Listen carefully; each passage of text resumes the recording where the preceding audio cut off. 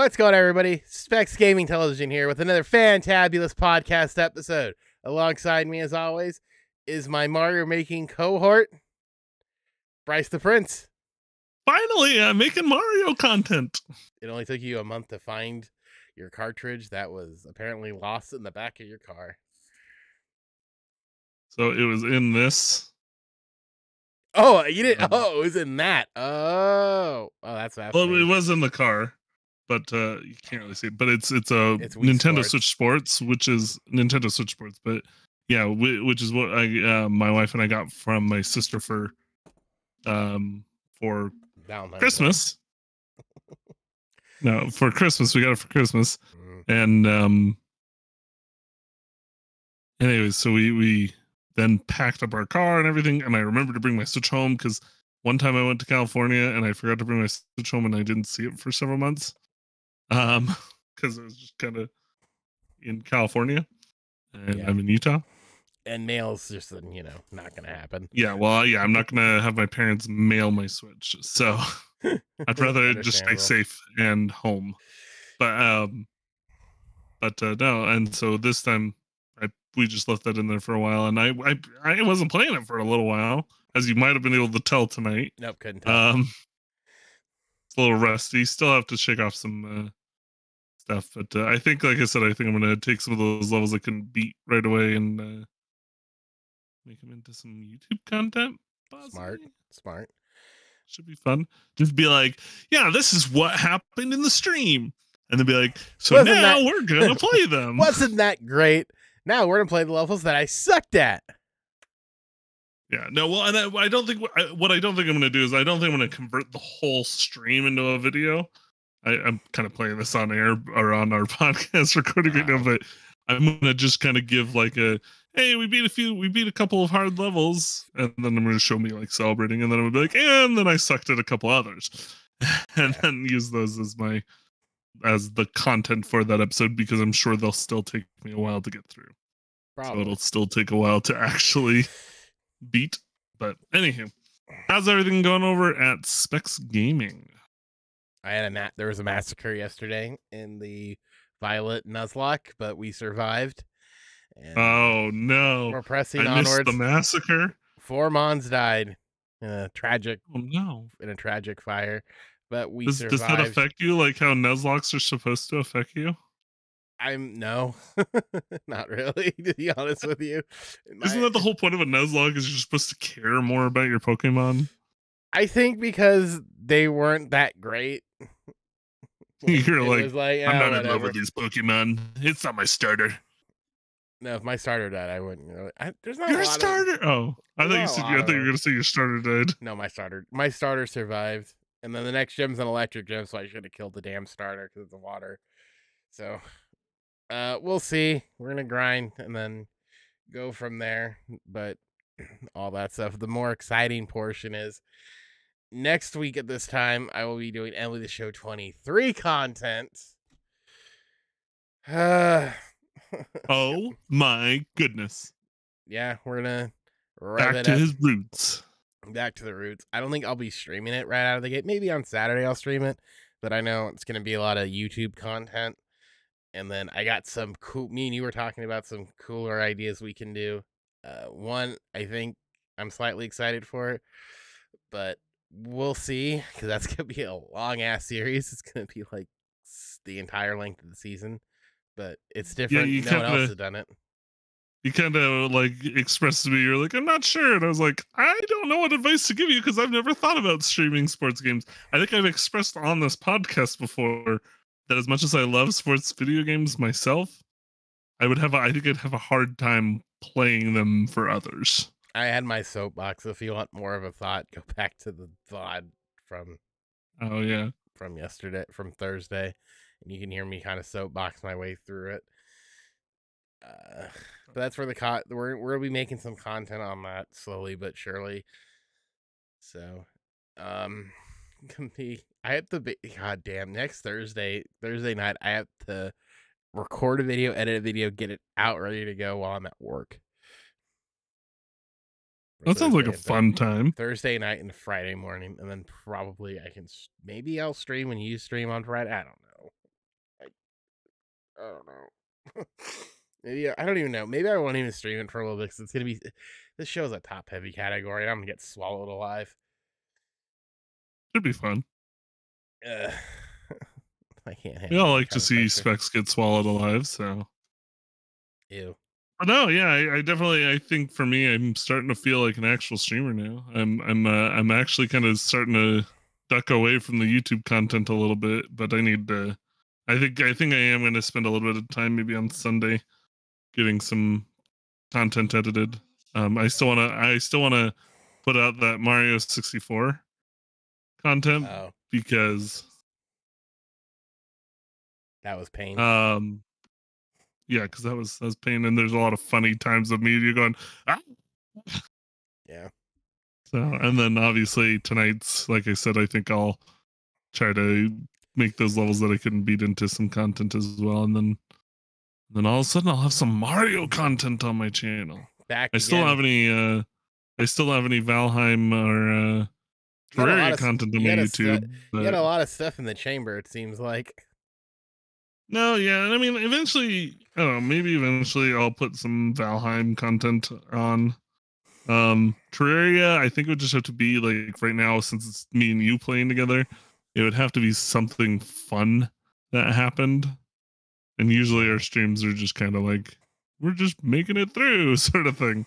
But tomorrow, when we, as of this recording, so Monday when people are listening to this, we'll have Face the Eye of Cthulhu, and we'll see where we go from there. But we've good enough armor now on that we're probably going to get close to also getting closer to the brain of Cthulhu as well. So can you fight the King Slime again? Can I fight? Yes, we can fight him again and not die. But it takes slime rain. You could always play Subnautica at some point. What, am I just gonna start following Mandy's I wanted to play Subnautica. Move over Mandy's I thought it was cool. I looked at it and I thought it looked interesting, but I think right now yeah, playing still for us afterwards I still want to do Sons of the Forest, and then as you said, Valheim's on Game Pass now. Yeah, I think at Game Pass again, but that's not going to be for another month, more than likely. I'm gonna get Game Pass again. We're not that close to the end of Terraria anyway, so we got time before you have to. I want to get the Valheim ship ready. I want to get Game Pass again anyway, so I want to finish Persona 5, and then I like Hitman, and plus I have a wireless controller. I have a wireless controller, so I don't have to worry about moving and having my controller disconnect. And you'll get to learn Valheim on controller like me. I had to learn it on my own because all my friends played keyboard and mouse. This is such a minor thing, but why is it when the controller's blue, the back's still white? Like, what the hell? I'm pretty sure they just spray paint the front of them, and then they're like, "Cool, we're done." It wouldn't surprise me because it's like I should just get one of those silicone guards, like a blue, but whatever. I mean, how many people are really looking at your controller anyways? That's why I just went with white. Because I have an aesthetic. Nice bright white controller. I think because I wanted to be different. Because I think it's a pretty looking controller. It's a nice blue. And then this one lights up. Wait. This one's like neon and shit. Like, oh, nice. I have an aesthetic going on here. Aesthetic is important to you, huh? I don't think an aesthetic's necessarily important. I would say important to me per se. I think I think it's more of like I just want like my personality to show a little bit more, and when it's like, things like my controller lighting up or like a blue Xbox controller or something, like I think it just it flares a little bit more because everyone's got I was using my PlayStation controller is just black. It's just a black PS4 controller. Yeah. And when I get my PS5, it's gonna be a white PS5 controller. I just want something a little bit different. And plus, if I go anywhere, like if I go to, I don't know, if I somehow end up in Utah and I bring my Xbox controller, it's like, which one's which? Oh, mine's the blue one. Oh yeah, yeah. Well, I'll just pretend that the blue one's mine, and then not happening. No. Anyways, do you feel? By the way, do you feel less lonely now that I'm also on the streamer journey? Like you have someone to be like, yeah, I remember what that was like. I guess to a certain, I don't know. I guess it's different because like I guess you understand what I was going through when I was starting because you and I are kind of in a similar position where it's like Yeah. you're in the corner of a room where there's a lot of ambient noise. You can't really stream at like certain times. Oh yeah, Work for sure. Yeah, no, it's work complicated. work kind of gets in. Especially in the spacing of my house. There's not really a lot of Yeah, like work gets in the way. other space that I could really utilize. So it's Yeah, like, yeah, and then work gets in the work way, gets in the kids get in way. the way. Yeah, like that's where I was when I first started, where it was very much like I had to pick and choose a lot of my times, and that really stalled my growth a lot. But since I've gotten in here, which has been about a year, um, I think it's been a little bit better because I'm not stuck to like act, like whatever hours I was before. I think to some extent I think I have finally started to settle into like a nice groove. Not just in the sense of like my personality or anything on stream, but I'm talking like the fact that I've now gone, okay, if I do Tuesday, then that usually gives me Sunday and Monday off, and then Wednesday off, and then I Yeah. do Thursday, Friday, Saturday, Sunday. And it kind of gives me like by the time I hit, you know, tomorrow, Saturday, I'm going to be a little bit more like in the swing of things. Well, Um, I had this conversation with soccer, because I write, so my my technical like requirement is I have to write one article a week. It's not like the strictest of things, but I have like they're like we require one. I have there's two out this week. I'll probably write one Sunday going up Monday for Venezuela, United States, kind of a recap, and then or look less of a recap and more of a looking ahead to if they play Cuba on Monday. But I think I was watching you when I was doing it like Tuesday. I do it Tuesday or like Tuesday or something. And I made the comment, I'm like, oh, I got behind because I streamed instead of writing. Like I streamed because I knew I was going back to like an actual like high paying job. So I'm like, oh, I wanted to get one more stream in before like everything went to whack Monday. Did I stream? I streamed Tuesday. No, I didn't stream. Yeah, Monday. So I streamed Friday, Saturday, Sunday, Monday. But I should have written what I usually do is I'll write out Monday, Tuesday I'll edit and send it, get it approved, and then upload it. I didn't do that. I sent it out Tuesday, and I felt it was like my worst article I wrote so far. But it's funny because I made that comment and she goes, "Wow, good thing you have your priorities straight." And I went, "Yeah, wasn't my smartest move, probably." But well, I mean, but I got it. There's I got it as you get done. into balancing and juggling more things, you'll have to, like I said, you'll hit a groove and you'll get going on what you need. You'll know what you need to do. It's kind of funny because like that's how it is for me with so many things in life. It's like I approach things and I go, how am I ever gonna get this like down and good? And then I get to a point I'm like, oh, okay, now that everything's settled, it's settled. And so I have to remind myself every time I come up on that kind of where either things are overscheduled, or there's just a bunch of stuff going on or whatever. It's like I have to remind myself, okay, I made through this similar situation in the past. I just got to figure this out. Yeah, it's just like I think me being less rigid with streaming helps a lot. Where it's just like the only thing I have locked in guaranteed is Tuesday nights and then Saturdays with you. That's really it. So it's like, hey, okay, 2 co-streams are your 2 locked in things. So like I can throw like if I stream like solo like Wednesday night, like I can utilize, like right now I can still utilize Sunday, so it's like, oh, I can throw in a Sunday thing and then like a couple of short streams during the week. So have I been a good influence with how I've approached my streaming with just a more relaxed, like, yeah, I'll just do what I can do. I mean, I've been in that relaxed mode since the beginning of the year, and I haven't really let up from it. Yeah. Yeah, no, I definitely, I think that's the best way to do things, because nobody's going to want to watch you if you're like forcing yourself to stream 5 days a week or whatever. No, I wouldn't do 5 days a week. I just sort of realize it's just like, I can maximize.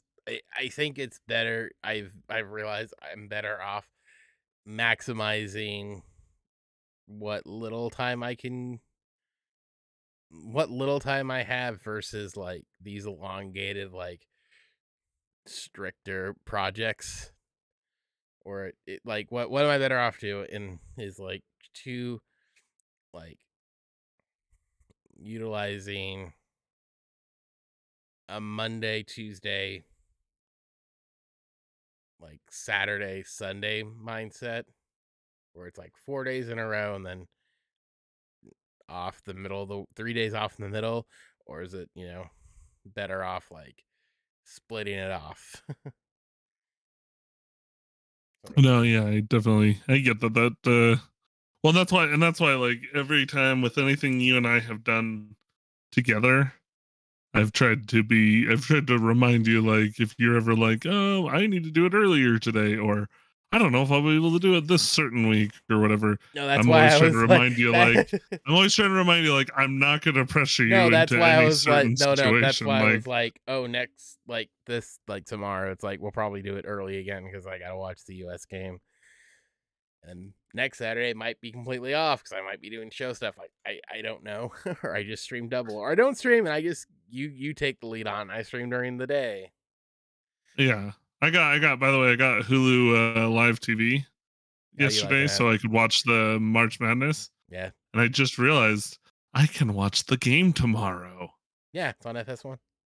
Yeah, I know. I'm gonna be able to watch some baseball. Mike Trout.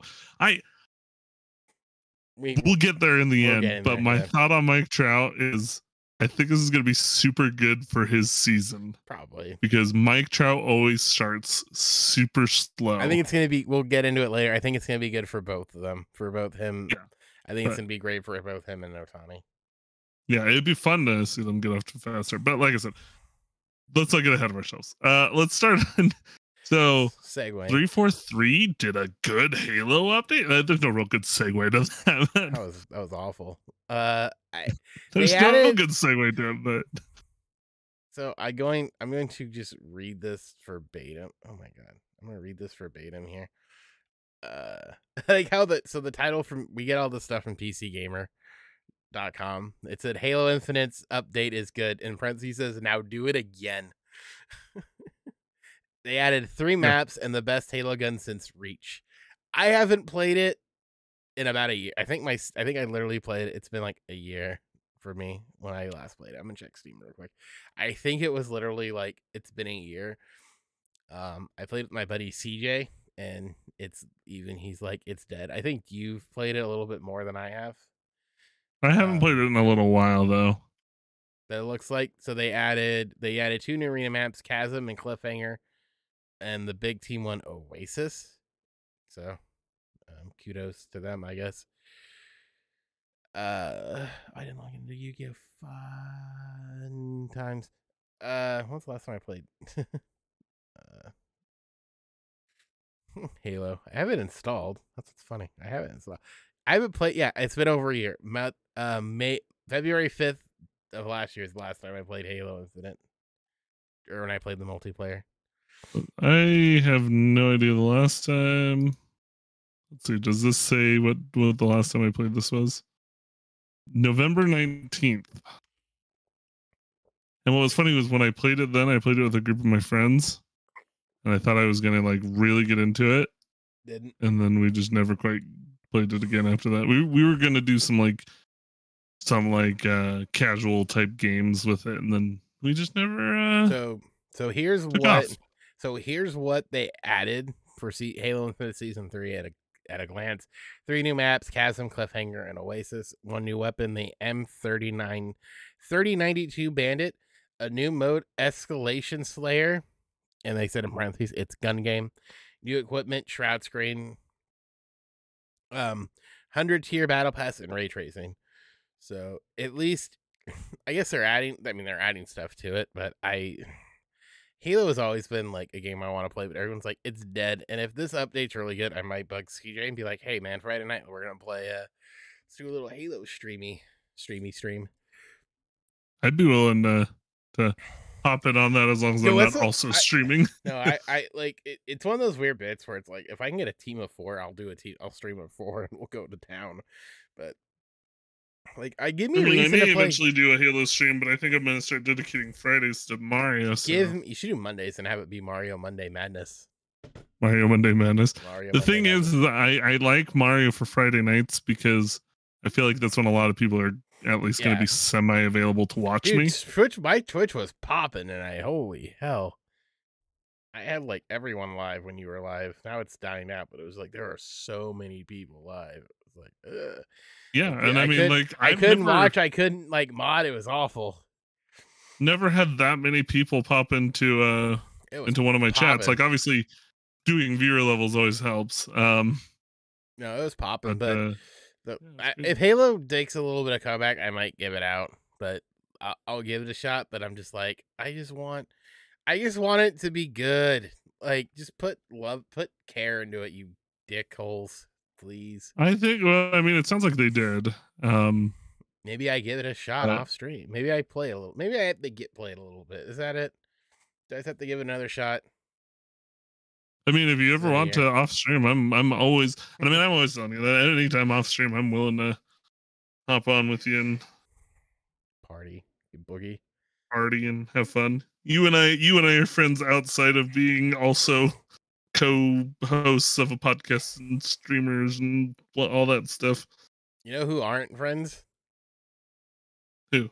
Microsoft and Sony. And now it's just getting petty. Where apparently Microsoft's fight with Sony has it signing Call of Duty deals with platforms we've never heard of. If Microsoft can't deal with Sony, we'll just make one with everyone else. And I love it. I love how like completely off the rails this has gone out of just like strictly pettiness and just shut up. Here's what I think Microsoft is showing and doing, and it's probably one of the most brilliant PR moves I've seen from them in a while. Because what they're doing is Sony's coming out and being like, oh, this is unfair. This is anti-competitive. Microsoft doesn't play with other people and blah, blah, blah, blah, blah, blah, blah. Microsoft's like, no, you guys are just not wanting to make a deal with us. So, all right, we're going to make a deal with Steam. We're probably going to make a deal with like Epic. We're going to make a deal with, and it's just like everybody's going to get this great deal with Microsoft. Yeah, and then Sony's going to be left out to dry. And they'll eventually have to make a deal because they can't lose Call of Duty. That's still such a big part of the Sony ecosystem. It would be a nice chunk. It wouldn't be, obviously Sony thrives on other exclusive titles. Yeah. But it would still take a huge chunk out of their player base. And there's still enough people that are like, Call of Duty is the game that they play. Yeah. No, so yeah, I mean, like, that's just crazy. Like, it's too and what I think they're also doing is they're trying to go. They'll try to go back to the FCC and be like, look, we're making deals with everyone. It's Sony that doesn't want to deal. Yeah, and look at their exclusive contracts. They're the ones not making deals with others. Yeah, they did a deal with 2 cloud gamers. One's European. Boosteroid is a European cloud gaming service, and then Boosteroid and then Ubitus is a cloud. Ubitus, I would guess, a Taiwanese cloud gaming. Okay, maybe not Ubitus. It's a cloud gaming service. So Ubitus or something. Yeah, so good on them. I mean, it's like they said, this is someone, Brad Smith, tweeted, "This is not a victory for just gamers and regulators who want to ensure broad access to COD. It's a victory for Ukraine and many talented software developers who work there at Booster Man," and then thanking them. So apparently this is a Ukrainian-owned business, which, you know, hey, good PR is good PR. At the end of the day, but this is Phil Spencer's official announcement on Twitter. Players have more choices than they have now when it comes to their favorite games. So today we signed a 10-year deal with Boosteroid Main, enabling players to stream Xbox PC games, including Activision Blizzard titles like COD close after. So this is a giant deal for them. And then we all know with like Taiwan.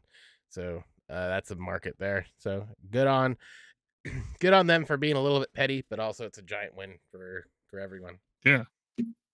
I mean, Microsoft's at least being petty to the benefit of other gamers, whereas Sony's pettiness has been to the detriment of the entire ecosystem. Yeah, unfortunately. And the thing is now Sony has to respond.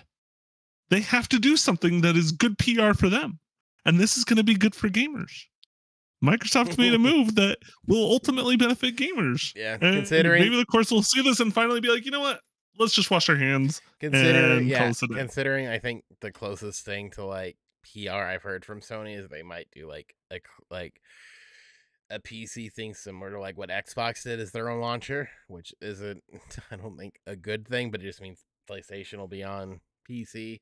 So yeah, well, and I also would want to wait to see how much they charge for that. Yeah, it had to be a similar price model. Because in the past, when they've charged for similar kind of attempts at kind of products like that, they've charged like hundreds of dollars. So so PlayStation, was it Essentials or some whatever bull crap it is? So PlayStation's Plus's stuff now is different, but it's in the same ballpark ish. So they have Essentials, which I have, which is just the 2 monthly free games, online multiplayer exclusives, exclusive discounts, cloud play, share play, whatever. Which is, I pay yearly, which is like $60 a year. Then they have extra and premium. Premium's $100, and then extras like Game Pass Ultimate, which is like the $15 one. But here's like the bare annoyance of it all is if they literally put classic catalog in extra, we're good. Like, yeah, we're good. Yeah, but, well, they've had struggles in the past putting like modern titles on those kinds of platforms. I had this conversation with somebody else, and I said Xbox Game Pass outweighs it right now for Sony. Yeah. And I'm like, reason being is they can do stuff day one with everyone, and Sony can't, because Xbox realizes that's how a lot of players will play bigger titles, is they pay the $15 a month over paying the price of a game, or $9 a game, or whatever the hell it is. And that's how they play a lot of newer titles. I don't think Sony's necessarily gotten that yet, because I know with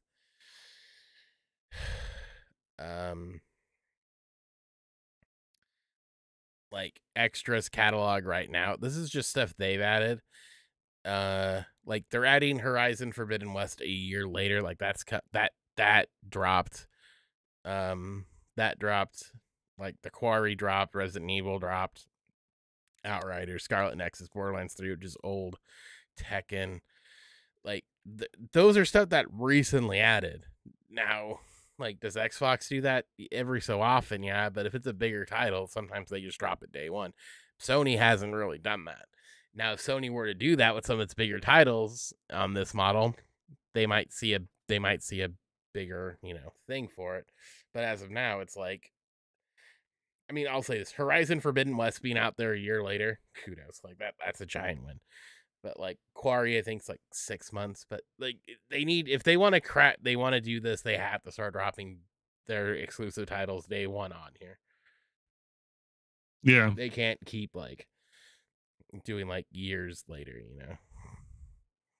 Well, you know what I love about all this? I think for a while, ever since like once Microsoft got distracted by the Kinect, and then trying to make the Xbox One like the entertainment unit of your house, sort of thing. Mhm. Right as smart TVs became really popular. Yeah, Um, yeah. um, but they stopped focusing on gamers for a while, and I think stuff like this has finally started to get them to refocus themselves and be like, you know what? What is the Xbox for? What is the PC for? What are we doing this all for? And they're finally starting to focus on gamers a bit more. So And it's at a least their win. focus is in the right place. We'll see how long that lasts, because I don't always trust Microsoft to continue to do the right thing. But at least right now, it seems like it's a win for everybody. So You know what's not a win for everybody? I was gonna say, you know what? You know what's Not not a win? winning? March People's Madness. brackets. There is not a so to get this, we're gonna get cut to the chase. There is 0 perfect brackets left in ESPN's bracket tournament because we had a 16 beat a number 1 on For Friday. the second time Only in history. for the second time, Purdue lost to number 16 FDU or whatever. Is that what it was? Florida, what was it? Florida, No, it wasn't Florida. Dickinson. Dickinson. But Purdue lost. Oh, no.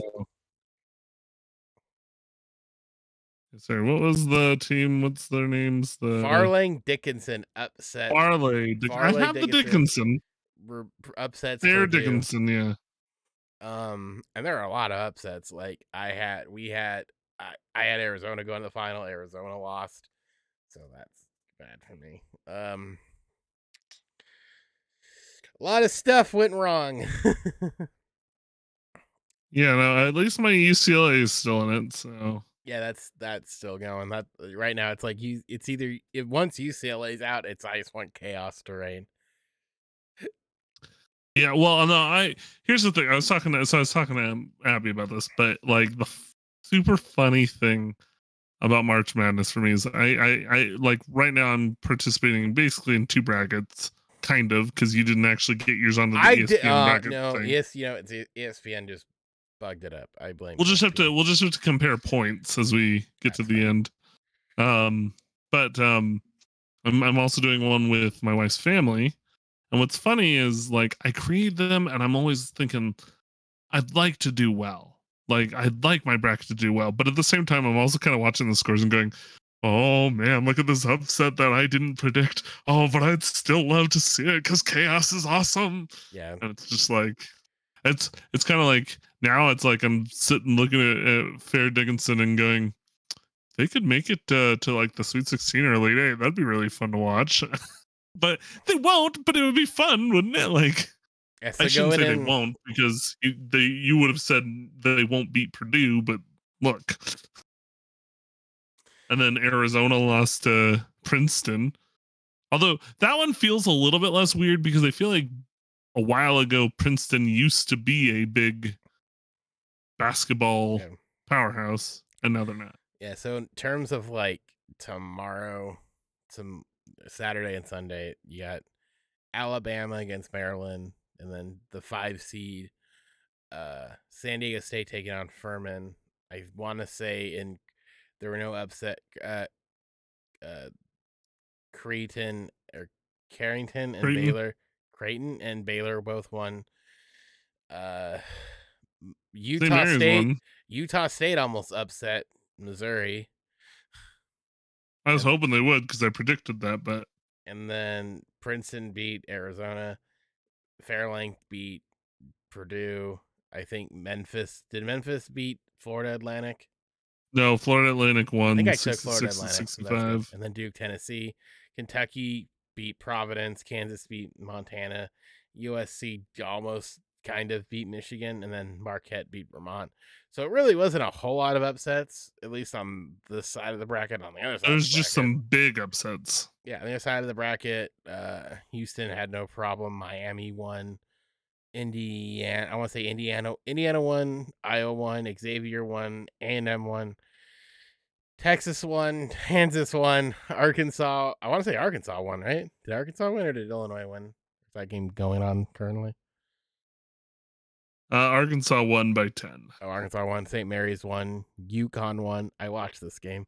UConn beat Iona. TCU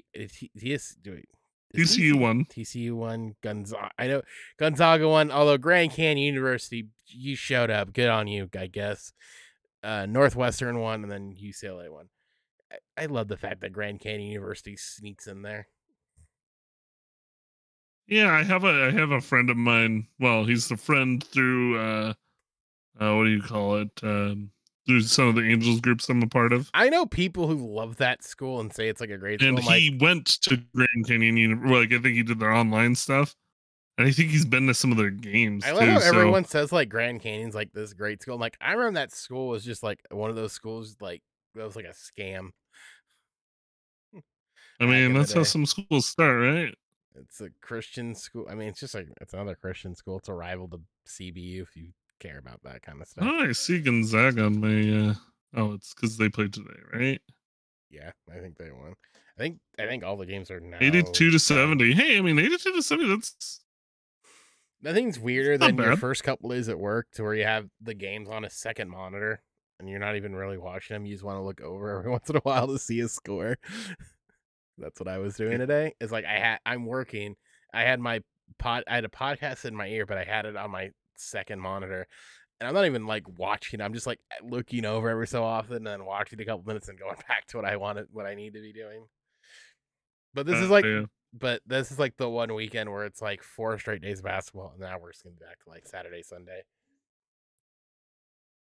But yeah, no, it's you and I both projected UCLA to win it all. So if UCLA loses, then all of a sudden we're out of it. So we're out of luck. No, anyways, so well, March Madness is underway, but you know what else is underway? Aaron Rodgers, probable trap for the Aaron Rodgers from the Packers to the Jets. He appeared on the podcast. He appeared on the podcast, the Pat McAfee show, which much to the chagrin of Dan Le Batard. But who's either A, upset that he lied about being vaccinated, or B, upset that he's not on their show. I think he's upset that he's not on his show making news, but he says basically he's ready to go to the Jets. It's just a matter of apparently the way he's putting it, the Packers are kind of dragging their feet. I see. You know what's funny is everyone says like Aaron Rodgers is lying, and I'm like, what is he? What does him lying about it have to do with anything? If he wants to be there, he's going to be there. Yeah, no, I think ultimately, probably this time next week we'll be talking about. Probably, I think if I had to venture, Aaron Rodgers is a member of the Jets. If I had to put like a guess on it, I think what he kind of wants them to do, that he won't say because I think this is technically collusion. I think he wants them to sign and get the guys he wants before he gets traded because he knows he's gonna have to restructure his contract. So he probably wants all that stuff done. So then when the trade's done, they have the restructure in place. Sure, that's possible. Because I think he said because they got Lazard. I think he said he wants them to try to get OBJ, and I'm sure he wants like a couple of his linemen to go. So I'm sure they're gonna have to like figure all that stuff out. And then the fun part comes of what do you do with Zach Wilson? Well, ultimately, honestly, I was about to say, actually, I think ultimately this is the best case scenario for Zach Wilson, assuming he's not part of the trade. I don't think so. I think they're going to go with Jordan Love. I think they're going to want compensation. They're going to they rather have draft picks.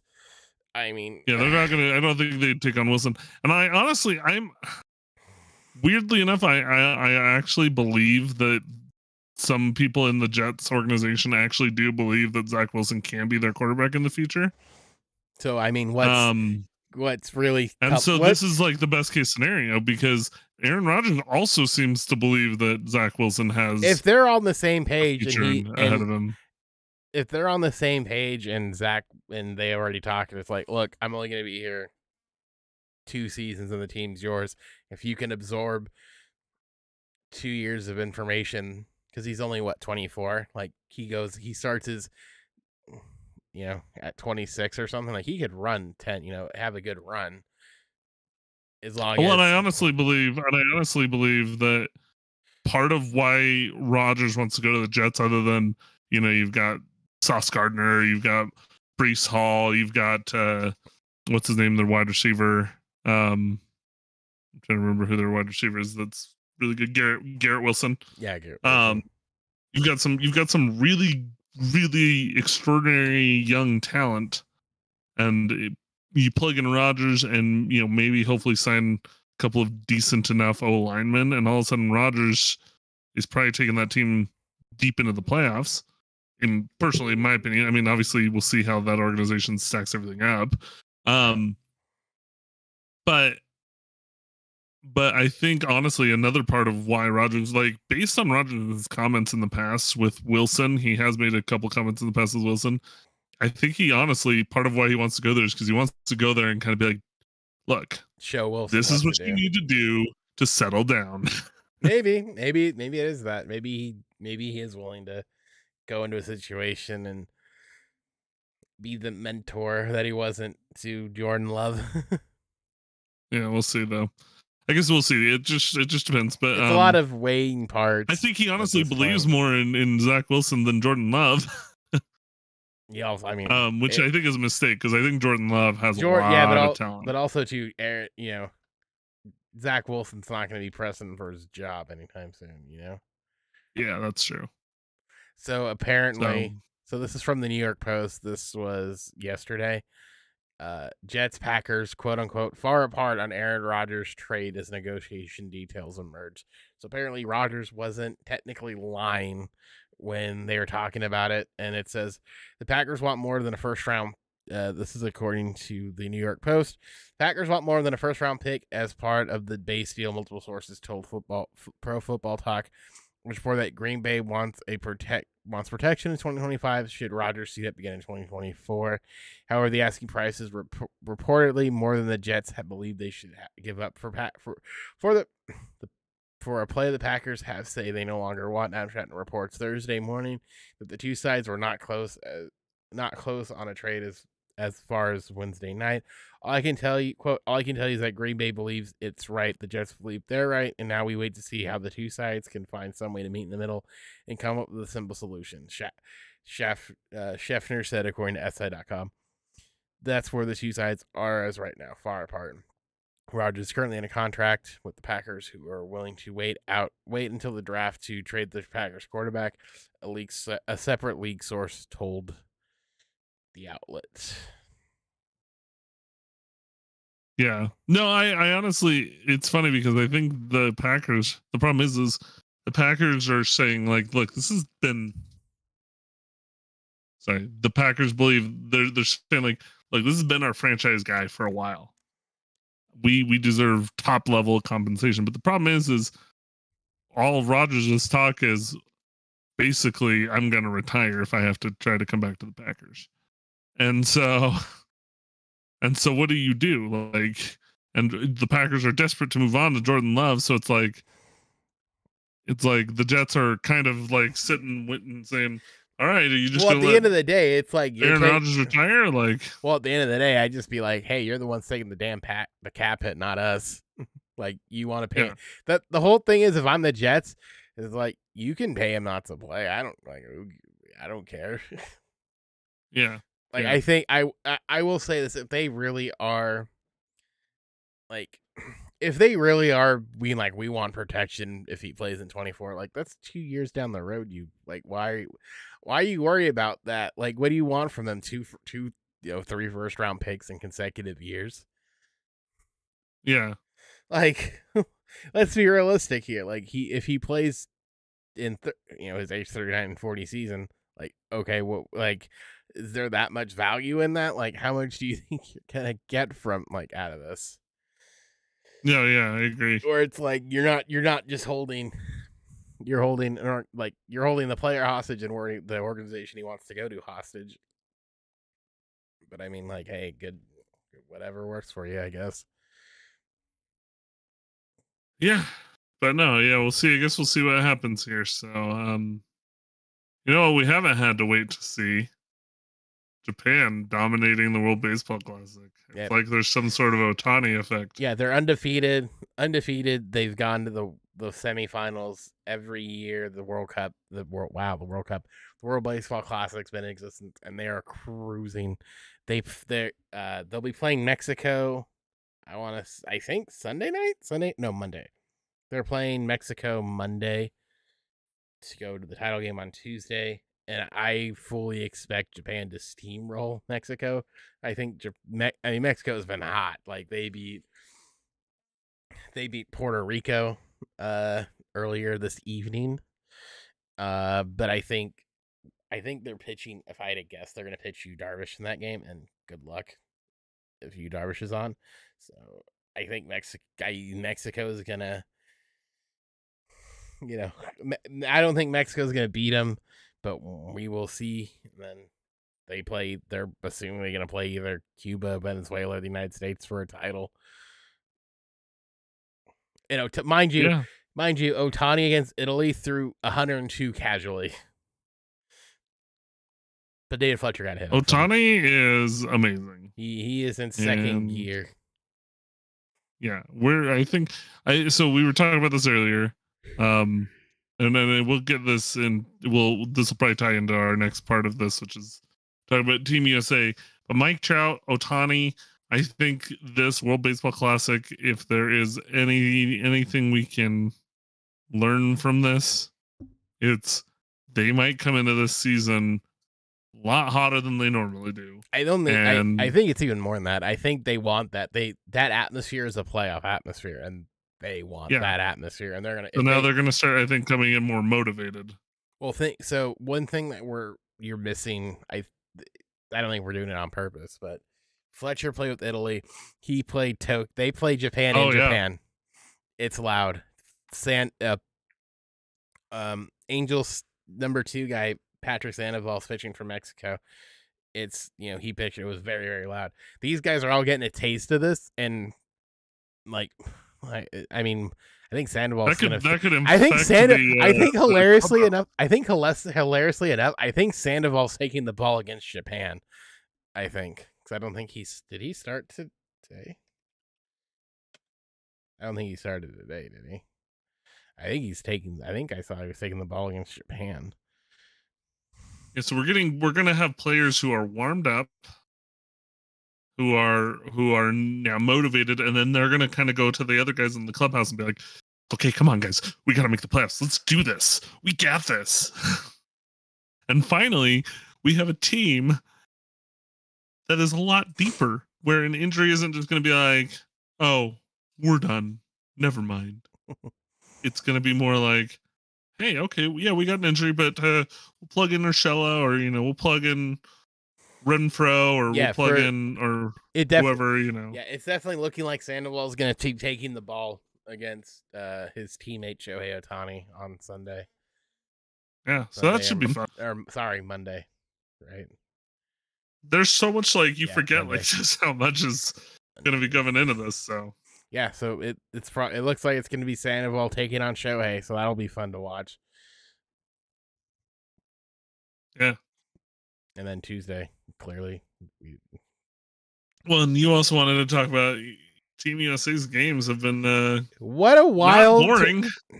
Yeah, definitely not boring. They routed one team in pool play. Canada, that was what good old Canada. Sorry, why was I going to say Great Britain? Because it should have been Great Britain, but they've been played tough. What's weird is their pitching situation, and I was talking about this when I was writing, is like they're in a weird spot. And a lot of that has to do with how the pitching rules are, where it's almost like they're treating it like spring training still, where it's like this ramping up of pitchers. And despite what one guy on Barstool, who's been on a rant since Edwin Diaz got hurt in a freak accident with these games, it's just like I get it, and they're like, this means nothing at the end of the day, blah blah blah, and it's just like, whatever.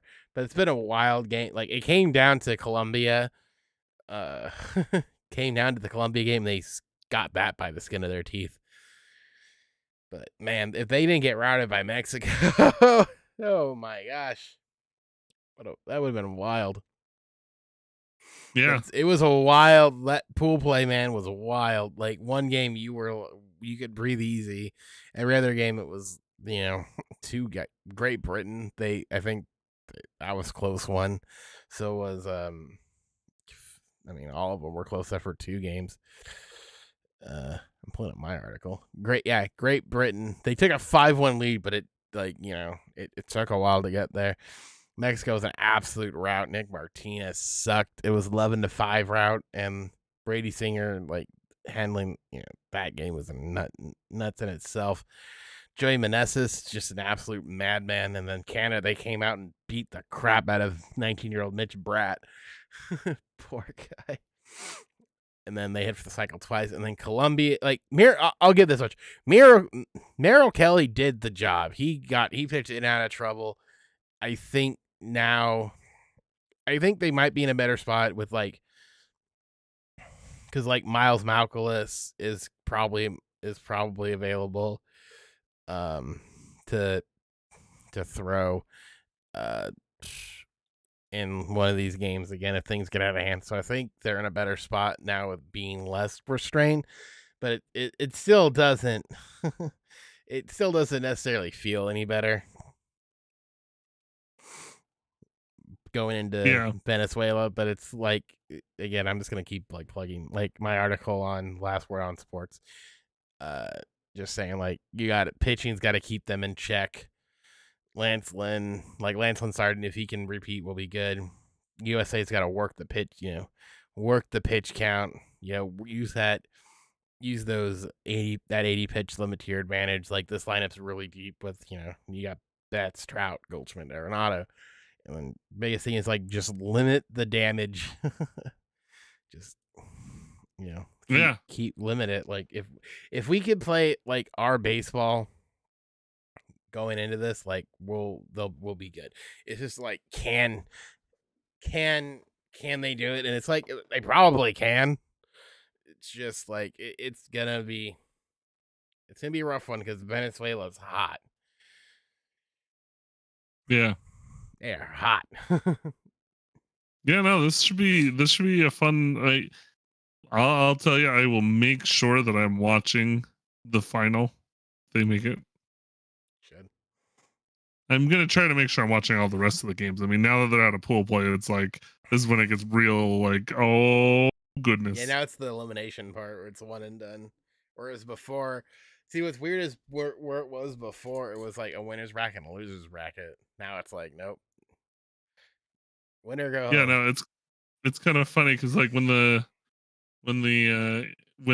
Team US got blown out, everybody was oh my gosh, what if everything's gonna break down and US isn't gonna make it past pool play and Mike Trout can't handle pressure because he doesn't have playoff experience and and then all of a sudden the next game he hits a 3-run jack against Canada and it's oh, okay, no, everything's fine. Yeah, there you go. So once you get that win out of there, it's oh shoot, yeah, no, Team USA does have some good hitters, don't they? Maybe hitting can take you far. Yeah, hitting and at least decent enough pitching is what we have. I think enough to it's get not it done. Great pitching, but it's maybe it's enough to get you through until and then we'll see what happens in it's all that matters further rounds. So, but no, yeah, should be fun. And all right, and speaking of Angels have been playing in World Baseball Classic. Now we're preparing for the season.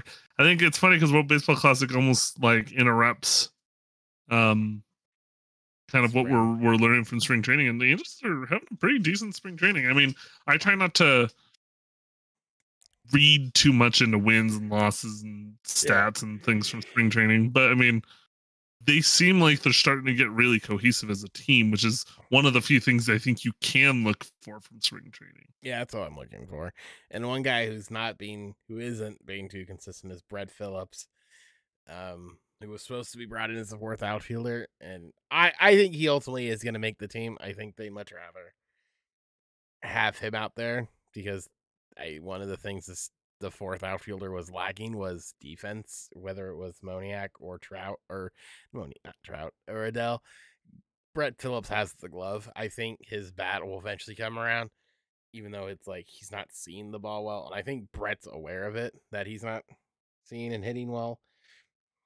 but We ultimately, can, but the Angels hired what's his name, Taylor I Ward, yeah, hitting that's guy. I think one thing that people very much like and over overreact and undervalue with some of these guys. It's sort of I'm gonna call it the squid effect because everyone like Andrew Velasquez and Taylor Wade were like kind of like in this. But one thing that people don't value, whether it's on Angels Twitter, regular DMs, or any like Angels Facebook, is one thing people don't I think immediately undervalue and throw out the window is guys who excel at one thing. And it's like that's why guys like Squid will probably get a spot. Not because they can hit, but because they have something. And for Squid, it's the glove. Same thing with Brett Phillips. It's the glove. And if Brett Phillips reworked his swing, it's gonna take some time. Like I think the last thing I saw was like 7K. Like he's striking a half the time, but he had like 14 at bats or something. I'm like, he needs like at least 100 at bat, like in game at bats. Like, and he's not playing all the time. It's not like they're like starting him every time he's coming in later, or if he is starting, he's only getting like 3 at bats. So it's like, what is he supposed to do? And plus, I even said it's like I like Brett Phillips. I love Brett Phillips. He's a great guy. I think he's ultimately gonna make this squad. And I think people who are saying, "Oh, it's gonna be Moniak," really don't understand what what like Brett Phillips brings. Where it's like Brett Phillips can play all 3 outfield spots at a Gold Glove defensive level, and Trent Woodward's gonna be there so they can work on his swing. With like Moniak hasn't hit above the Mendoza line. Same thing with Adele. And he did show some flashes, I think, at the end of before he got re-injured. He's shown at the end of flashes last season after the trade. Like one of the things I've been sort of preaching in my Angels chat is like I don't think there's an issue with sending Moniak and Adele down to AAA because we already know like Ward will probably get hurt at some point. Like someone's gonna get hurt. So it's like then you can call him up. But it's not a bad thing to send him down and be like, just dominate. Oh, for sure. Dominate here. Get your confidence, and then if you come up when you get called up, whether they release Phillips or what later on, what do you care? Like you're I definitely think well, and here's the thing. I think right now, as much as one of my favorite Twitter handles, Joe Show Adele. Yeah, that guy needs a reality check at some time. As much fun as it is to watch him be like, Joe Adele's gonna be the reason that we go far in the playoffs this year or whatever. I ultimately think right now our 4th outfielder is Phillips and our 5th outfielder is Moniak. Probably. And I think Adele is just down there, and I think they're ready to send him to AAA and say, look, if you look really nice in AAA, maybe we'll give you a shot. But right now, if Phillips gets injured, Moniak gets the call up, and Moniak gets the chance to play every 3rd game or whatever, every few games, or every couple games or whatever, depending on how they rotate the rest for Ward and Trouton. By the way, side note: the Lakers lost on a buzzer beater to the Dallas Mavericks. Yeah, it's a bummer. In LA. And they're really close in terms of the margins. The margins are super thin for them to make the playoffs, but LeBron's going to come back, I think, in the next week or so. Hopefully, I mean, obviously, he has to be reevaluated and everything. But I don't think it's quite time to panic as a Lakers fan yet. But we're getting real close to the edge here. So yeah, and it looks like AD lost his man. So it happens. Oh wait, yeah, no, that's his guy. Oh wait. No, that's his I'm gonna have to watch this now. No, that's his guy. I'm watching the clip on Twitter. I'm literally watching AD, and I'm like, wait, was there a switch that somebody missed? And I'm like, no, there is no switch. AD literally just lost his man. Because I keep watching it, and I'm like, oh, he was waiting for someone to switch. No, that's his guy. unless they were told like, "Hey, swarm Kyrie," but like they left him wide open. Golly, that's not a good look. I found it on Twitter. That's not a good look. That ain't a good look, boyo. Oh boy, that's what a way to lose. And like I kept looking, I'm like, there had to have been a switch, but no, there was no switch. That's Katie's guy. Yeah, nope, not a good. Yeah, it happens. Losses happen like that.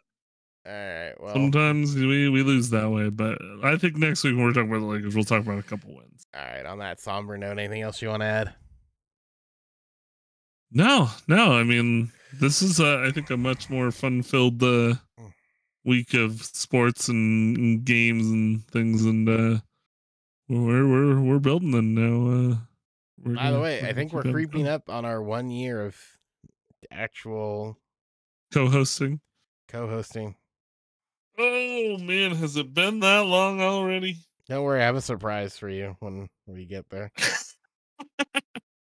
Oh, I don't know if that's a threat or a promise. You'll like it. Oh, cool. So our first, I was hoping it wasn't a threat. The first episode, like you co-hosted with me, was the 7th. Is when it went up, which is in 7th of April. 7th? No, 7th of May. Of May. Okay, so we're still a month and a half away from. We got 2 more episodes before All that anticipation. So, but I think you'll like what I have planned. No, the 7th of May is no 7th. Wait, May. Are you talking about April or May? Oh no, remember. It said May. Oh shoot, I'm sorry. Yeah, you're still. I'm bad at months. We got some time. I got a few weeks. Yeah, you're still a month and a half away from my 1 year. All right. Well, that's coming up soonish. That's on the calendar. Yeah, no, yeah. All right. Well, with all that being said, have yourself a good one. Catch you back here next week. Catch our streams throughout the week and some content. I'm sure it's going to be ramping up for me personally. Bryce will probably take his foot off the gas pedal a little bit more than he already does. But there's going to be some cool stuff. So check us out. If you're watching this on YouTube, all the links are down below. If you're on Spotify, I should put the links down below, but I don't. But check us out if you want to. You don't totally have to. If you want to come by and say hi, come by and say hi. If not, you don't have to. Thanks for listening. This has been Specs Gaming and Bryce the Prince signing off. We'll see you guys all next time. See you guys.